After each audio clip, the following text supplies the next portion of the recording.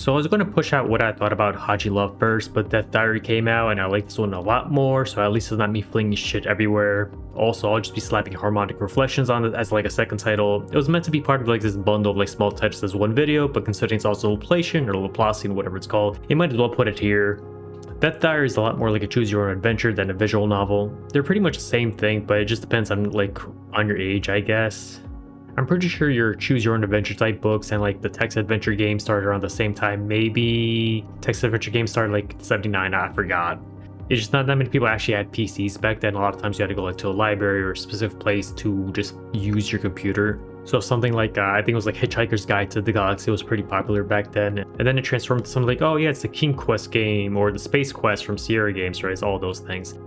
I'm more of a fan of the choose your own adventure type thing than the other two where you're either having to input directions all the time or you have to input like actions or sometimes even have to hit like a gotcha before you can even continue with the plot. And it's a staple of the Sierra things. It just pissed me off.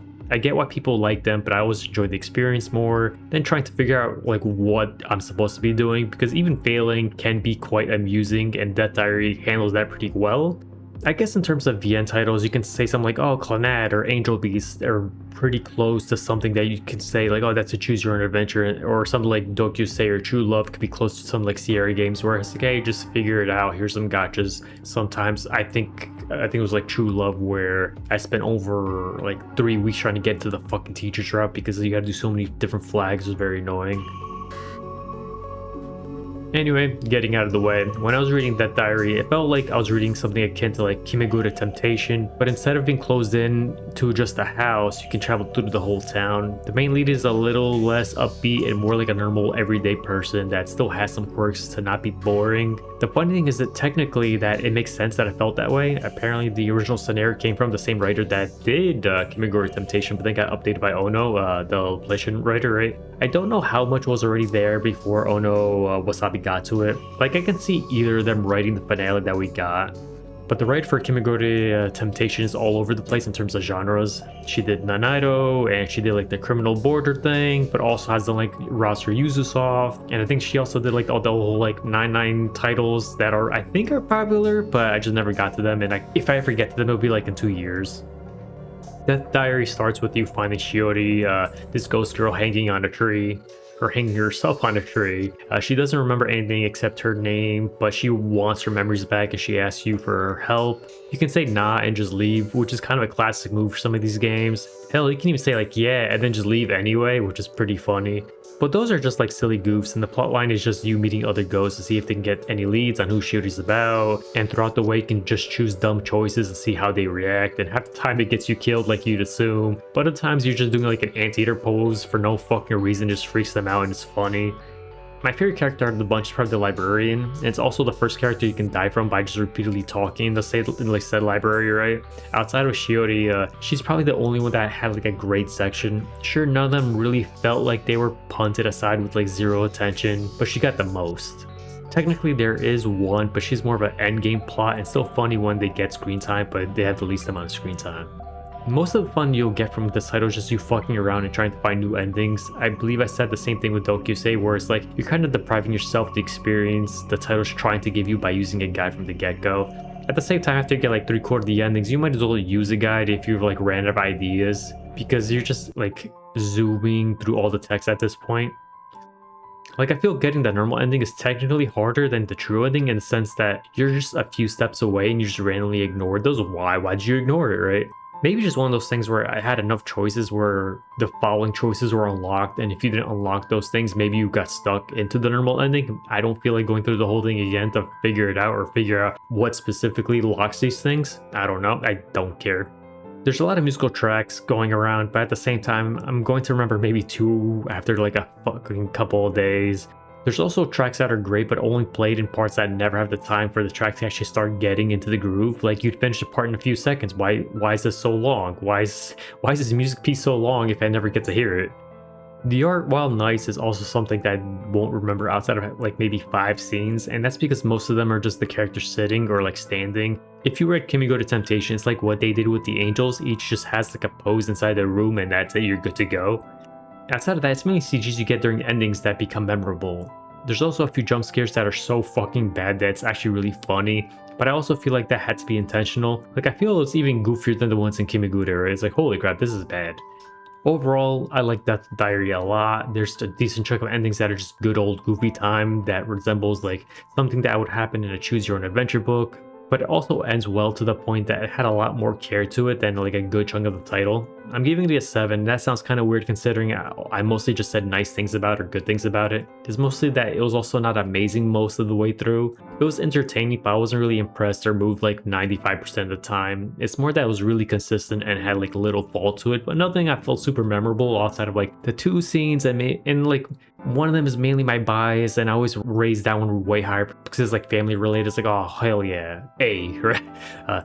Technically, there's also like another part here and there where I thought was great, but it's also like, is this all part of the same epilogue? Does that count when it's like the last 10 minutes? This is like a 4 to 6 hour long title. It depends if you can figure out new ways of handling the choices, or if you just use a guide the whole time, maybe it becomes like 3 hours. Like, there was a point where there's a shrine and I ignored it only to hit a bad ending, and it was funny.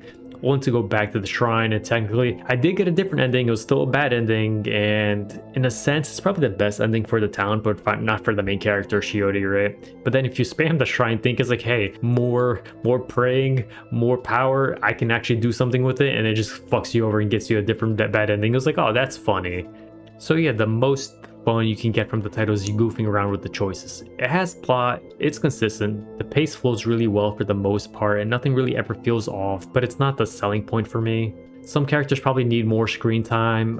I felt like the last third maybe needed an extra hour because some parts felt like they were rushed, and you have to just accept that the plot is going in this direction now and you're just there for the ride. It was at the point where it's like, oh, you're just knocking out the least likely suspects. Like it's a sudden death round. It's like, all right, it's not you. Okay, it's not you. Maybe you. I'll keep you around. All right, but later I was like, oh, it's also not you. Oh, it has to be you. Fuck you. You're the one that killed these people. And it's like, all right. It was zooming. Harmonic Reflections is a weird one where you just have to accept the mood it's set, and if you don't like that mood, it's gonna suck really bad. But if you do, it's like, hey, this was pretty nice. It feels really dull, even dead at times, but that's kind of the point. It's from the viewpoint of the main character, Aruto. He's in a stagnant state, and the whole title is about getting him to move forward again. I guess stagnant is the better word to describe the title than just dull. He can't hear the sound of pianos anymore, something he was really like proficient at. Now he just works part-time to help out the widowed mother, to support the younger son who's also a genius in the piano. It's like, all right, he took the talent, not really. And he's not like jealous about it. It's like, all right, cool. This is still good. I will help him. He's family, right? Like, he's fine with his role in life, but at this point, he's just a normal dude and not much actually happens for him. He knows that about himself and wonders why the people he considers friends even bother with him or bother hanging out with them. It's like, they outshine me so much. It's like, why are they even here? Then a new girl called Sari pops up out of nowhere and tells him like, hey, she gets memories from the future and that she knows how to fix his ailment, but he needs to go to this different town and help out for like summer in this training camp. It's like, hey, you know, I'm gonna fix your ass. So after contemplating for a while, he goes and finds that his friends are also there, not for the music part, but as a place to use as a training camp for a few days because there's a competition that are like, it's right there, so might as well use this location and it was free. So the whole title is Aruto going through his like monologues or his inner monologues, and Sadi pushing him forward while either being endearing or just a wise ass to him. And Sadi probably carries the title, I guess. It's not gonna be Aruto. There was a bit of controversy with this title when it came out. At first it was basically like an MTL and people got rightfully mad at it, but at the same time there's a background art thing that was also just AI generated. Some people got mad at that, and honestly I don't really care as long as it looks good. Unless you're going for a specific style, a lot of VN background art is pretty cookie cutter anyways. Like, I'm pretty sure that's the same case with Death Diary. And again, I didn't care about it there either because like, hey, there's a crosswalk, here's a building, here's a store, here's a park. It's like, wow, how freaking amazing can you make this? It's just a fucking park. But eventually, I forgot who it was. It was pretty like a big thing a couple of months ago. It was like, hey, some guy went there. It's like, hey, what the fuck were you doing? What was your idea of doing a machine translation thing? It's like, all right, I'll do translation for you. And they did it. It's like, hey, not bad. I can't say it's good or not. It's readable. I had fun with it. It was nice. The art in this one's actually a lot better than the ones in Death Diary, solely because it follows the story and it cements what kind of emotion they're going for. It's like, all right, this is good. It's even artsy at times, and that can piss some people off, I guess. And there's a lot of tracks in this one as well, but honestly, it felt too samey. It's kind of the point for the plot, and it's mainly there to like help the atmosphere, but I'm still not remembering any of these tracks. Like, I just went through it right now. It's like, wow, 90% sound like the same freaking track. Overall, I'm giving it a 6, but I wouldn't really recommend this one. Not that it's bad, but because there's better alternatives for it. The length itself is kind of what kills it, because it's trying to go for something that's hard to pull off in like at 3-hour runtimes. Like, how? It's going to be really... You're basically doing movie fucking levels shortcuts to get the shit done, right? So it doesn't really have the time. It's kind of over before you know it, and that kind of cheapens the experience, because it's like, damn, you got over this pretty quickly. Sure, inside the title a bit of time did pass, but still not much. I can say that the stagnant feeling that Vienna was trying to go with worked really well, or that they pulled off the feeling.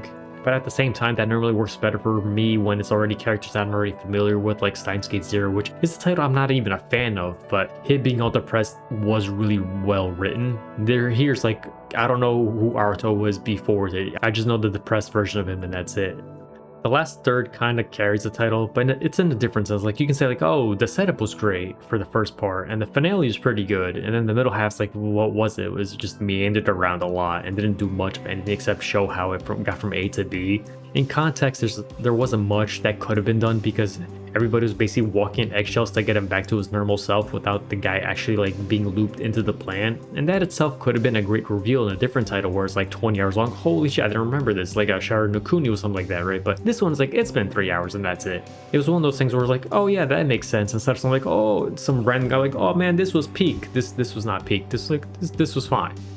It's one of those titles where you're kind of fucked either way. You could cut out like the second route that took like maybe half an hour to just expand Sagi's route, but it's not like the second route sucked. It's honestly pretty good, since it just repurposes a lot of what the original finale was going for like a context. So I use it as a stepping stone. It's like, hey, this is great. I didn't have any problems with that route. I still appreciate that it still didn't go for like this miracle moment and everything got fixed. Instead, it was like, hey, everybody got this opportunity for all of them to start going forward with their lives, and I was like, this is great. There was one specific moment where like they start playing the piano. He's like, damn, I suck. What the fuck happened? And they're all laughing. It's like, hey, this is a great moment.